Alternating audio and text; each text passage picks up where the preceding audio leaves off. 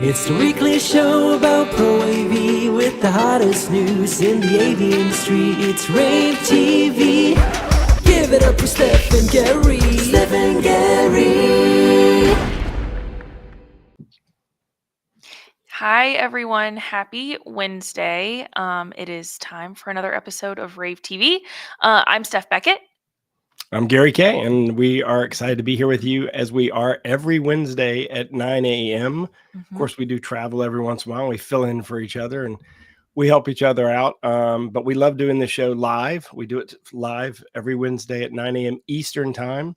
So it is currently, 2 o'clock in the UK, 3 o'clock in Europe. Yep.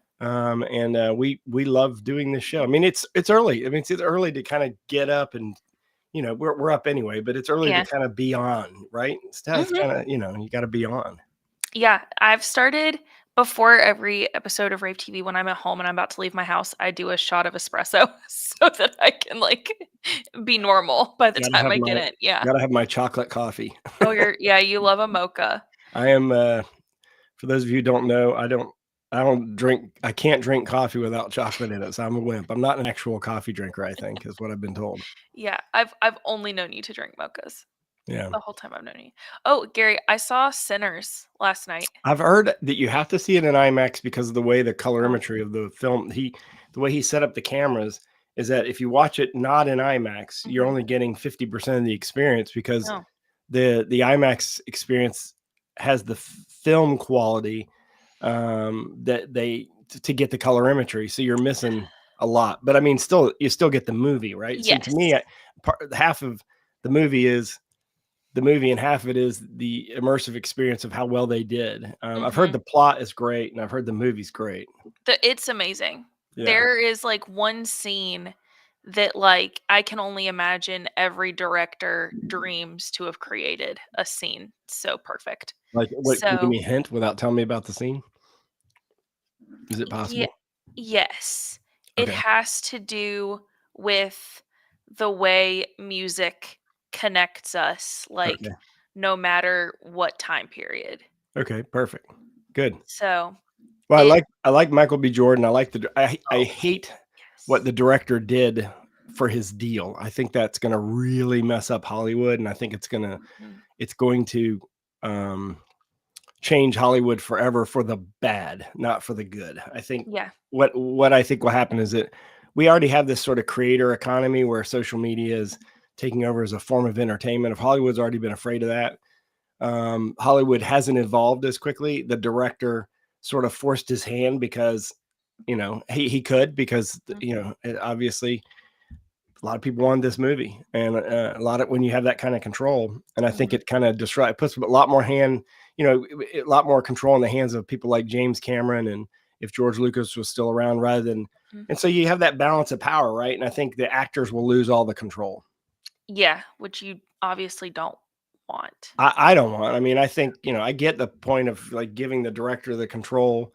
And the director should have control when they're on the movie, but to have control beyond that, and the actors have not any, I don't know. It's just, it has to be a good balance, right? You want a good balance of control in any government, you want a good balance of control in any corporate entity, but you want a good balance of control in Hollywood, but I'm certainly no expert there. I have a lot of friends, obviously, having lived in California for many years, that are pretty upset about this because it's changed the way studio deals are being done, and there's not much production going on right now. And, it's a very interesting world. By the way, I did see a movie. I did see, of course, I had to see the 20th anniversary of Revenge of the Sith. So where did you go see it? What's that movie theater called at South Point? No, not that one. The other one, Starlight. The Lumina? No, the other one in Chapel. I forgot. Is it the one in the mall? Yeah. What's that called? I forgot. Silver Spot. Yeah. Yeah. I saw it at Silver Spot. And, it's not an IMAX, but it wasn't originally shot for IMAX, right? So that. But I don't like the IMAX that we have. The IMAX we have. Give Christie credit. They've got a great projector in there. Oh, yes, of course. But they don't have a good audio system in there. And the seating arrangement is kind of weird. Yeah. It's not like a true IMAX. It's kind of like an adapted IMAX, maybe, I guess is probably the way to say it. But And if I Anyway. want to go see something on IMAX, like I also would prefer not to see it on digital. I would prefer to see it like on 70 millimeter. Yeah, I mean, I don't think there are very many IMAX theaters with 70 millimeter film anymore. There's a one in Australia, I know. I know we have a couple here in the US. A lot of them are in New York City.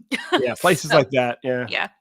But speaking of all these kind of like techie things, the place to be is Infocom for Mhm. that kind of stuff. And we hope that you will come to Infocom and hang out with us a little bit, but also take classes there in addition to going to the show floor. And of course, you can use our code rAVE to get free entry into the floor. Yep. But don't go to the show just for go to the floor. I'm actually going to be teaching a session there, but there's I don't know what 200 plus classes there at Infocom, and They've reorganized the CTS classes, so there are those that you can take.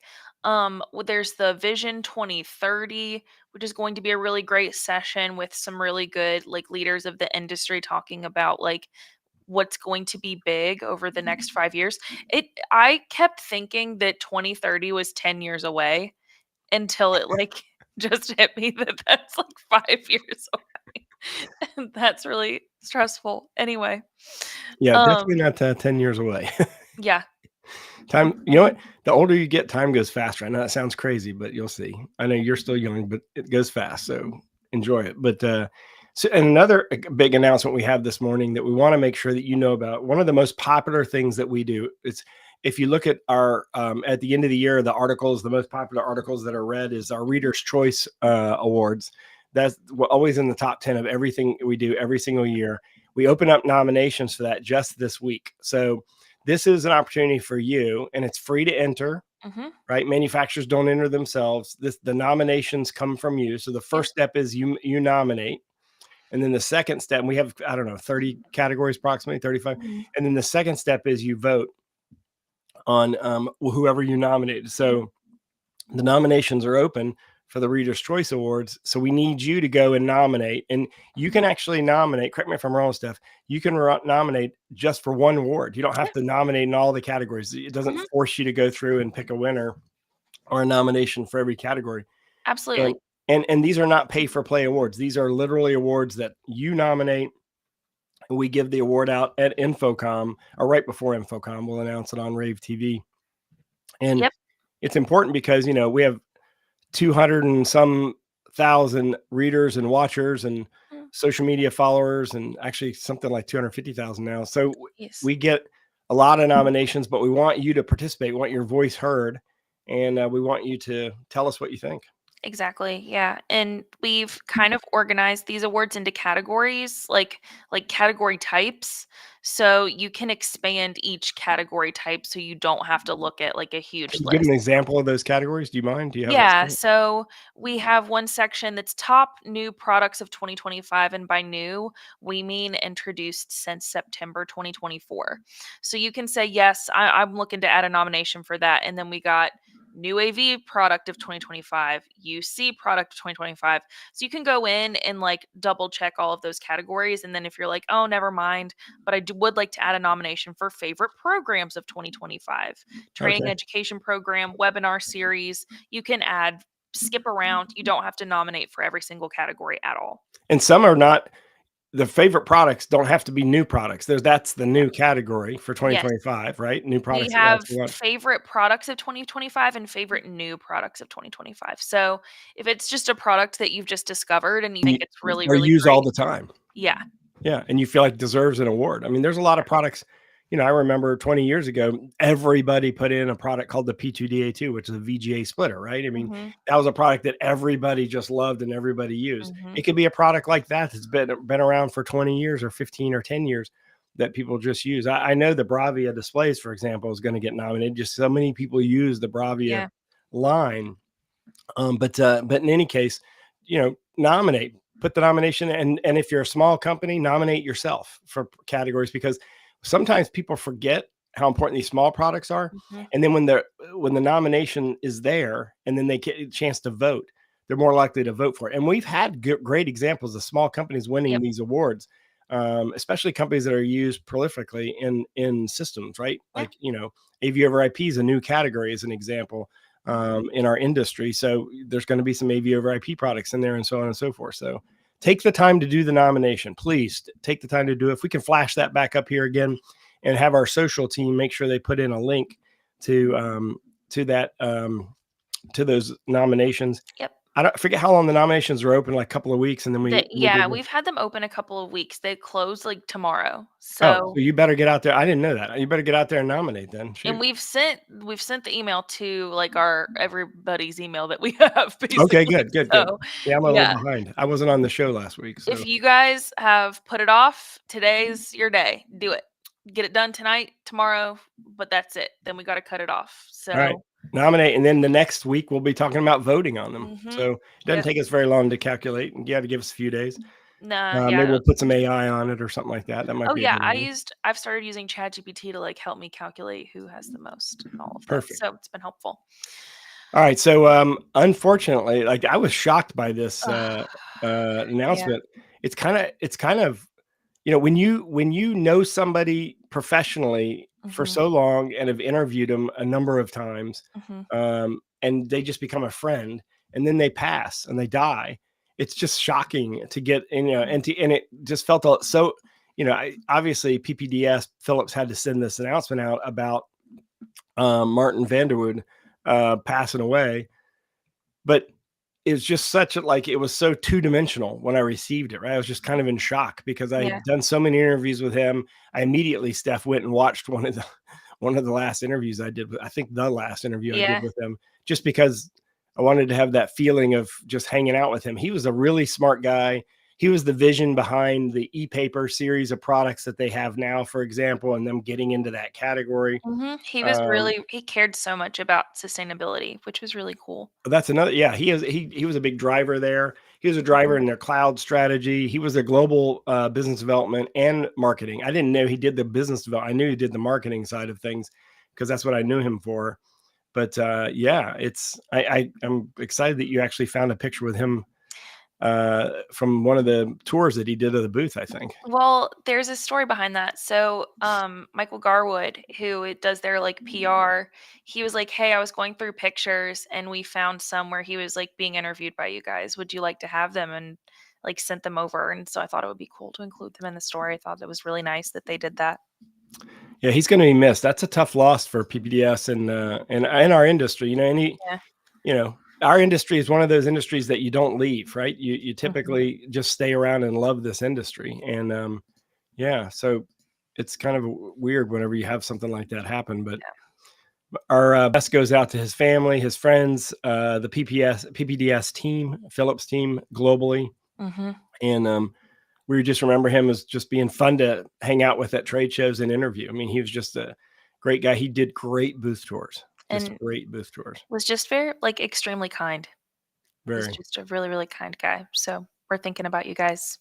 We could not do a show like this without Shure. And they have we want to basically show you a video that explains their solutions on Microsoft Teams, because they have a whole series of things aimed at Microsoft Teams. So if you'll check this out, I'd appreciate it.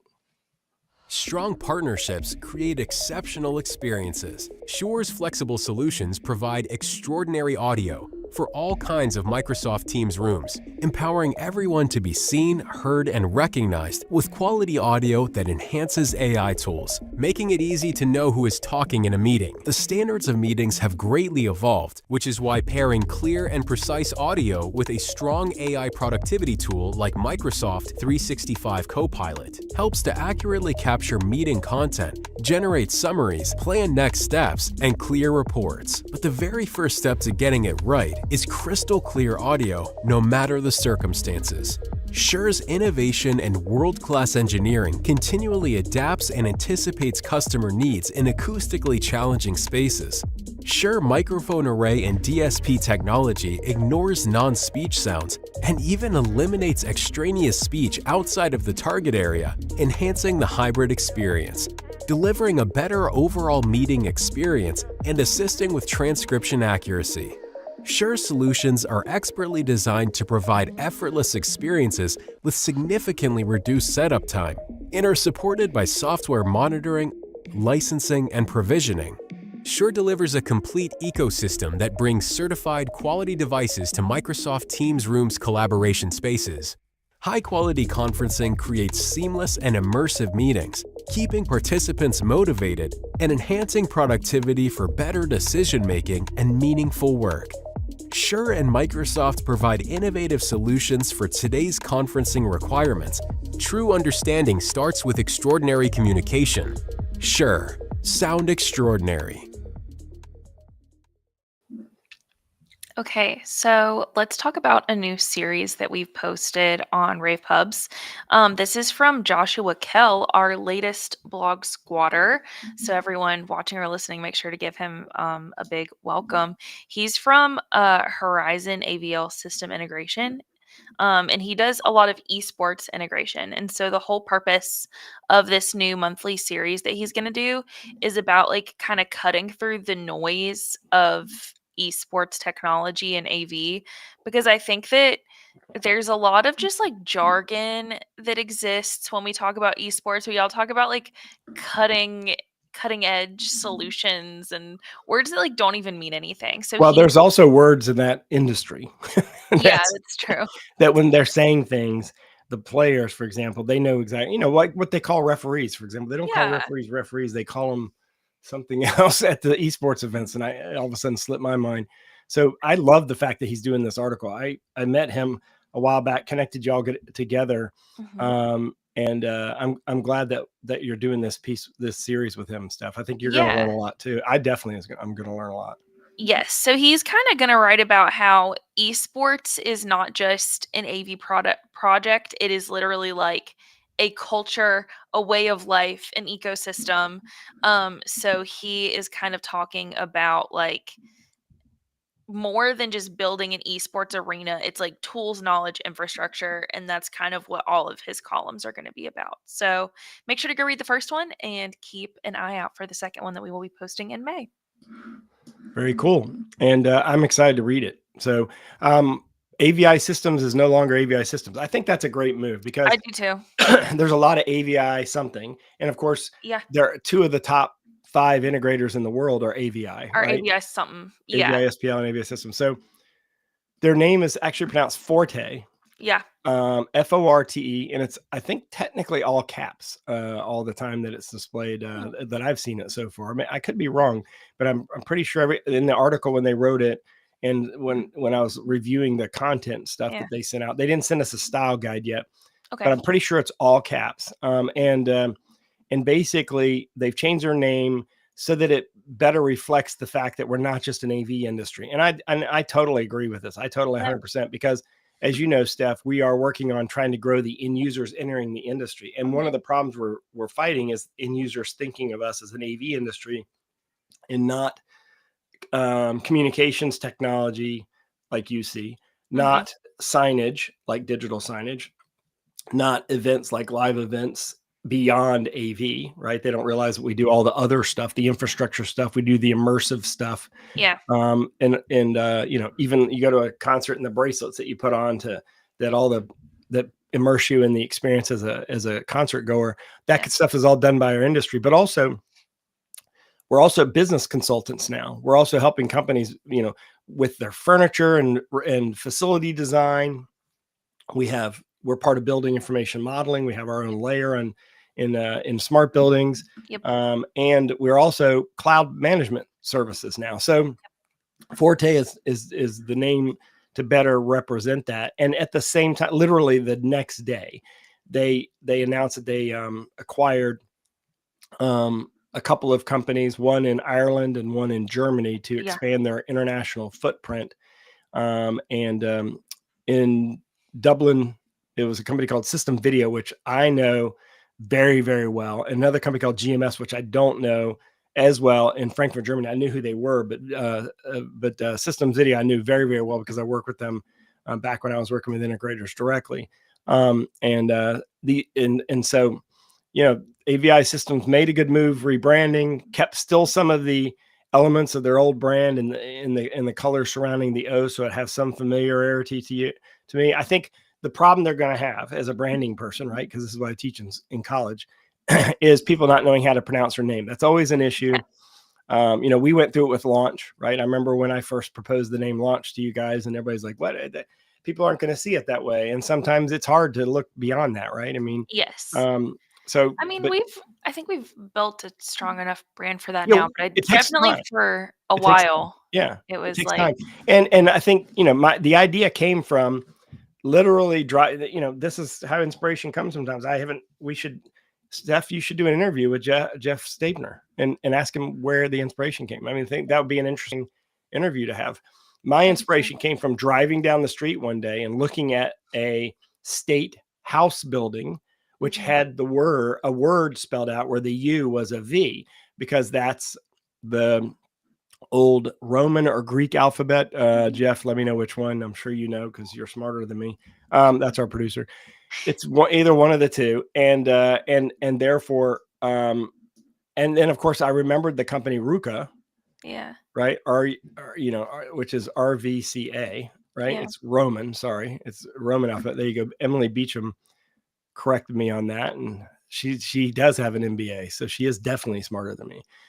And so therefore, that's where I got inspired, right? It just inspiration comes from just weird places. It's not like you sit around and say, what should our new name should be? You just sort of like marinate on it, and the idea comes to you. And then you pitch it and you get people's input on it.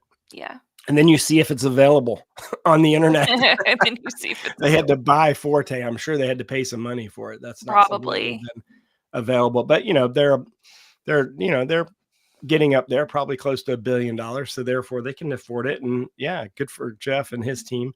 And so congratulations. Yeah, exactly.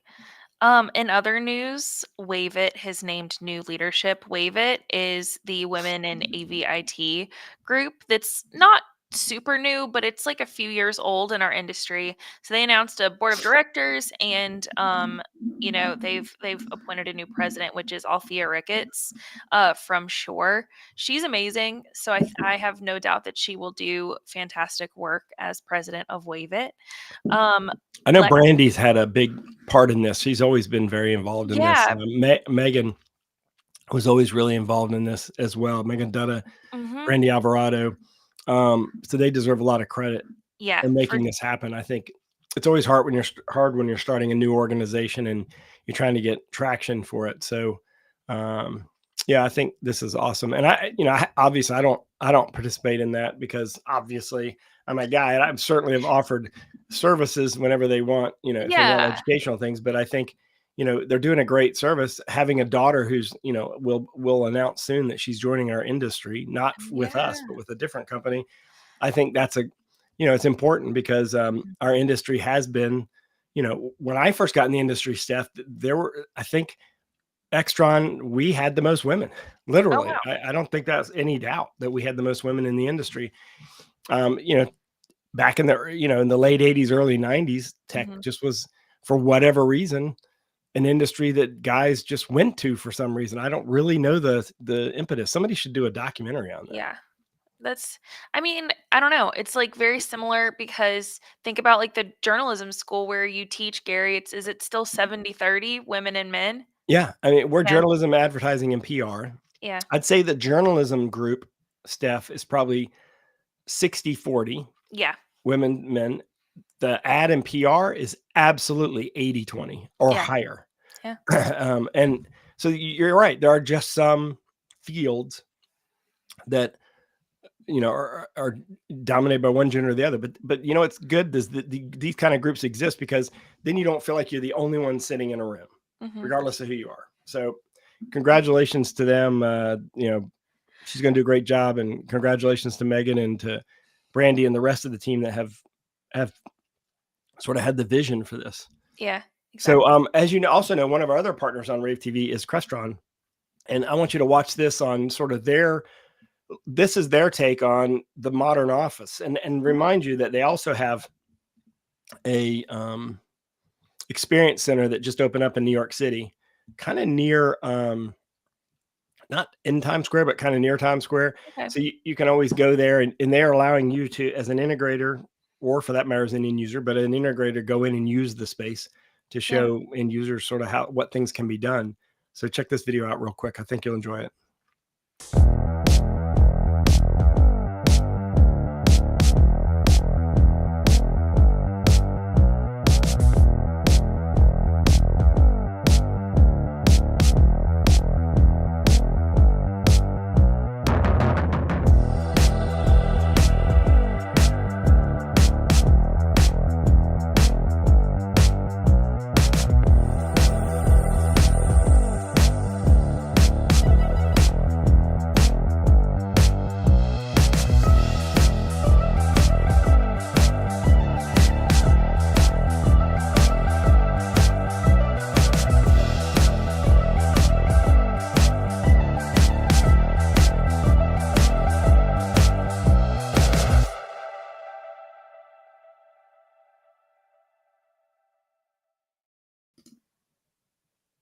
Okay. So let's talk about LG. LG, and like a lot of companies in the AV industry, LG pays a lot of attention to sustainability, and they've earned the 10th consecutive Mindclick leader designation for sustainability. And what this is basically like this recognition that covers LG hotel TVs, digital signage displays, and computer monitors, and cites their impact on hotel operations, guest health, end of use practices, and responsible supply chain management. So this is basically from a like organization that kind of assesses manufacturers and evaluates their sustainability of product life cycles, and that's why they've won this. And by the way, I wrote up an article last night that you'll see, Steph, today about LG introducing a new monitor that solves the problem of outdoor displays and front window facing displays where the sun yellows the display. And I think they're the first manufacturer I've seen that have had this solution. Cool. So that article will be posted on our website some point in time today, not related to our broadcast today, but I think that you should know about that because this is a pretty common issue. I did a webinar yesterday about outdoor series stuff. And this is an important part of it because more and more displays are being put outside and they're only lasting a couple of years. Now that's okay because the more expensive part of putting a display outside is the infrastructure around it. The display is actually the cheapest part. So replacing the display every couple of years is sort of like budgeted for, but now if they can get rid of this yellowing issue, the display will last longer because it's generally not a brightness issue. It's a colorimetry issue. Interesting. So yeah, I think that's kind of interesting. But on a next story, we've dealt with this issue for the last 10 years in many different places, right? Clear One dealt with this. Shure's dealt with this. Sony's dealt with this. At Extron, we dealt with this. Eloustics just won a battle against a group of counterfeiters in Europe. And, you know, you might think, well, what's the big deal? Like, why is this such a big deal? I mean, part of it is stealing intellectual property. Yeah. You know, and branding, because value is the brand, right? If you come out with a smartphone, say you have a smartphone, that's worth X. But if you say you have an Apple branded smartphone, that's worth X times 20, right? So the brand actually matters there. Even if the smartphone, it works exactly like an Apple phone. If it doesn't have an Apple brand on it, it's not worth as much. Well, Eloustics had a different argument. It's not just our brand, it's safety, because we're in the safety and mass notification alert business as well. And if you're putting something in that you think is certified, right, to actually be for mass notification and safety alerts, that's not actually certified because it's been a counterfeit, it's copied version of it that didn't go through the certification, that's actually a danger. And so I thought this was an interesting argument, and they did win. So, and for, you know, most of you don't really care and you just assume what you're buying. And most of us buy direct, right? Meaning most of us have the ability to buy direct from the manufacturer and you know what you're getting. But in any case, I'm glad that we're seeing countries cooperate here because this is actually a big driver in the tariff issue with China, right? I mean, if you've been paying attention online, you know, part of it is, you know, where you're doing this to us, we're going to do this to you. And then we get into the battle of politics. But the part of it is the counterfeit issue, the fact that people are copying. I mean, you walk along the street in New York City and you can find designer bags that look just like the originals. If I were the original bag manufacturer, I'd be concerned, because it's one thing if it looks very similar but not identical, right? I mean, it's sort of like, it's sort of like, the University of North Carolina has a student store that sells UNC t-shirts. But if someone sits outside the student store and sells a shirt that looks exactly like it for $5, and then at the student store it's $30 because they have to pay the licensing fees and distribution costs and stuff, that usurps revenue and disrupts the entire system, right? So it's, it's always been an ongoing process. And I think in this case, in our industry, we're being hit by, these copies. I think it's interesting too.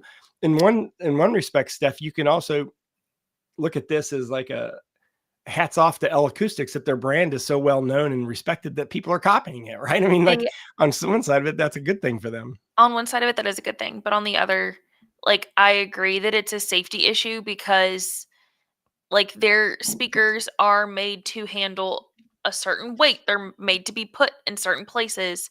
And if there's a counterfeit, it's not made to do the same thing. And there's like a chance of it like falling and hurting Especially someone. because they have the automated steerable array systems as an example too. So right, for it's live definitely events. I agree with them that it's a safety issue. So yes, while this is something that probably does not pertain to a lot of you watching, I do think it's important to note that these companies are winning these like legal battles. It just takes a while. Yeah. It just takes a while. A story I wrote up yesterday, and I kind of pondered. I don't know if you noticed. I don't know if you kept my byline. You did good on my article. Yes. Sometimes my articles get so edited down that they have to take my byline off. Sorry.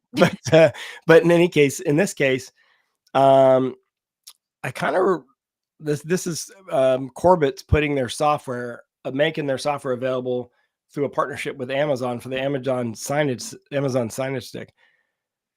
I kind of pondered whether or not this is a great thing or not. Like, I love Corvett and their systems, and they have a great connection to AI, and a big fan. And we've done some stuff with them at Infocom and at ISE. But I don't know. I mean, just what Amazon, I don't see Amazon as leveraging our channel. So I'm a little concerned about that. I think on one side, it's great because it helps the digital signage market grow. But on the other side, it may usurp a lot of the things that integrators are doing, because integrators aren't buying the Amazon signage stick. Yeah. So I see kind of both sides of that. So I don't know the right answer there. You can actually go on any article we post online, any article, and you can use Discus, which is a very common commenting platform. And I would encourage you to comment on this and let us know what you think about this. Amazon is getting into our industry, and, do you care or not? Right. I mean, do you care that they're in our industry and what that means and that kind of stuff? And hats off to Amazon. Like as long as I'm a big fan of them, as long as they'll support the channel, and they say they are supporting the channel at some level. I just don't know the intricacies of those deals and stuff like that. I'm just curious what other people think. Me too, actually. Yeah. So comment on the article. Let us know what you think about that. And the one other thing I want to mention real quick, because I know you got some events we have coming up that you want to review.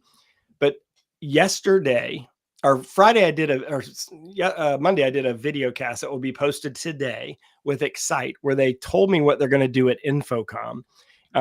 Is it posted yet? Because it's supposed to be embedded in this article. So it's not. I'll embed it once it's posted. I think okay, once it's posted, get embedded.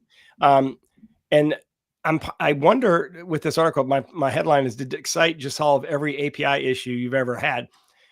What they've done is created a universal API that is compatible with all the other APIs. So it becomes like a central clearinghouse of APIs. So if you have an incompatible API, you go through Excite and it makes those devices compatible. It allows manufacturers to keep their own proprietary ecosystem-based APIs, but also opens it up to the industry. I love this idea. I love this. This is really smart. They're the only kind of company that can pull this off, because they're a cloud-based management company, right? And by the way, if you don't know about them, you should go to excite.io, xyte.io, because they're building a universal cloud platform. So if you have Shure Cloud, but you also have Epson projectors, and you also have planar displays, and you also have Crestron or Extron or whoever else's products in the system, you can manage all of them with one pane of glass. They will lay on top of all of them. But so they're perfect company to sort of solve this API issue. And they're also introducing a couple of other cool things at Infocom that are in that video cast that I did with Andrew Gross. So when that gets posted, it'll be embedded in this article. So I appreciate this article already being up there, but that should be embedded in there too. So yeah, check it out later on in the day. Yeah. Last news story of day, Extron is now shipping the NAVD 121. It's an AV over IP decoder. Basically, it's designed to deliver lossless video audio control over 1 gig. Yeah, it's an entry-level product too. Yeah. So, yep, that is now shipping. You can read the full specs and full information on rAVe Pubs. So, like Gary mentioned earlier, we have a few virtual events coming up, and I would like to reiterate that both of these are for end users. If you're an integrator, you can come if you really want to, but you just might not find as much value. But the first one is sponsored by Sony. This is Advanced Display Solutions for the Evolving AVIT Landscape, May 6th, 3 p.m. Eastern. It's basically going to be an exploration of the Sony Bravia Professional Series, kind of talking about like how those are tailored to be a really good option in today's like AVIT landscape. Next one is from Crestron. This is going to be really good as well. This is May 8th, 2 p.m. Eastern. Before you sign that AV contract, insights from IT and campus decision makers. So definitely join us for that one. This is like all about like the next AV investment you make. Like this, it's important when you work on campus. Like money is not, it's like a finite resource. So every decision that you make with AV could make or break your technology strategy, but how do you know that you're choosing the right partner? So that's kind of all of what this is about. So make sure to go to lavnch.com. Go ahead and register, save your seat, put the block on your calendar, and we will see you there. Well, thanks for watching us. Thanks for joining us. And you can always see all of our rAVe TV broadcasts at ravepubs.com. Just click on the TV link at the top. Yeah, I'll probably be out next week, and maybe the week after. Steph will hold down the fort.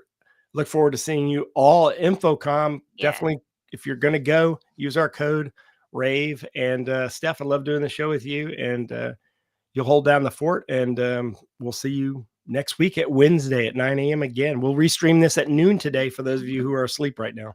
Yep, sounds good. All right, bye everyone. Thanks for joining us for another episode of rAVe TV. See you next time. It's the weekly show about Pro AV with the hottest news in the AV industry. It's rAVe TV.